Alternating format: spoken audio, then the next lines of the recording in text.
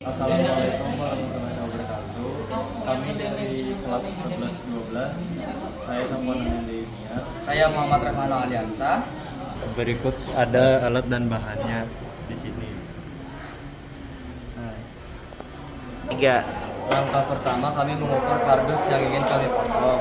Langkah kedua kami potong terus kami tempel sembari menulis materi agar ditempel di scrapbooknya. Langkah ketiga menempel tulisan materi dan biasa. Nah di sini scrapbooknya ada flora dan fauna di benua Australia.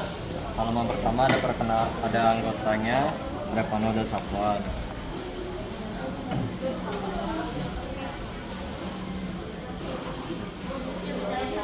Terus di halaman selanjutnya ada ciri-ciri flora dan fauna di Australia. Ciri-cirinya ada ketahanan terhadap kebakaran, dominasi eukaliptus, adaptasi terhadap kekeringan. Sedangkan untuk ciri-ciri faunanya ada hewan berkantung, marsupial, mamalia berukuran kecil, mamalia monometala, dan keanekaragaman burung yang ada di benua Australia. Terus floranya ada Banksia, Maleleucas, Eucalyptus, Acacia. Sedangkan faunanya ada koala, walabi, kanguru, dan wombat. Nah, di sini ada iklim, kelembaban udara, curah hujan, dan kondisi tanah di Australia. Untuk iklimnya, Australia itu memiliki kondisi geografis yang luas dan beragam. Secara umum, iklim Australia dibagi menjadi iklim tropis, subtropis, mediterania, dan iklim sedang. Di sini ada kelembaban udara yang ada di wilayah pesisir dan timur selatan cenderung sedang, tetapi bisa meningkat signifikan pada musim panas. Di wilayah utara tropis memiliki tingkat kelembaban tinggi. Sedangkan di wilayah pedalaman di gurun atau outback memiliki tingkat kelembaban yang rendah karena wilayahnya yang kering.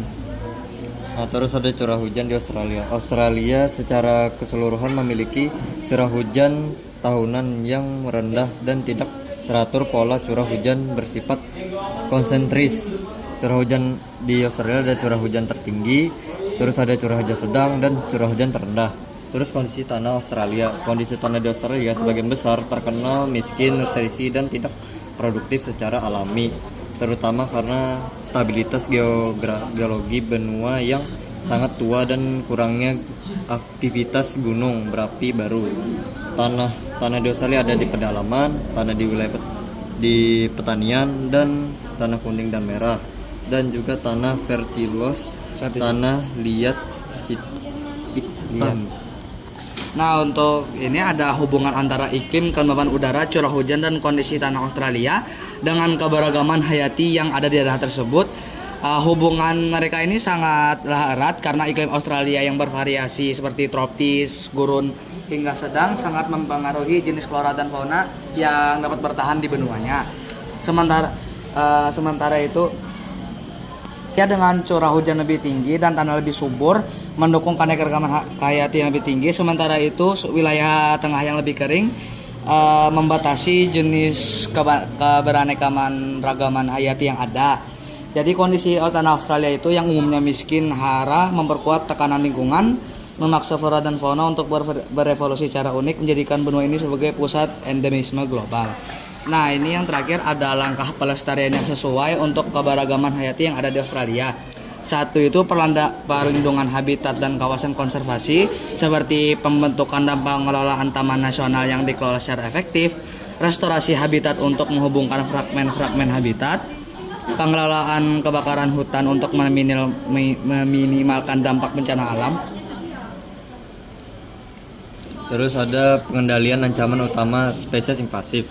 Yang pertama ada pengendalian predator yang telah menyebabkan penurunan drastis pada populasi mamalia kecil endemik. Terus yang kedua ada pengelolaan hama pertanian yang merusak vegetasi asli dan bersaing dengan satuan endemik. Yang ketiga ada pengendalian gulma dengan menerapkan langkah-langkah biosecurity dan pengendalian untuk mencegah penyebaran gulma invasif yang mengalahkan tanaman asli. Yang terakhir ada konservasi spesies endemik dan rentan. Contohnya seperti dengan perlindungan laut dengan menerapkan langkah-langkah ketat, penelitian dan pemantauan dengan menggunakan teknologi modern, dan terakhir ada program penangkaran dan pelepasan atau captive breeding. Sekian dari presentasi kerabat kami. Assalamualaikum Warahmatullahi wabarakatuh.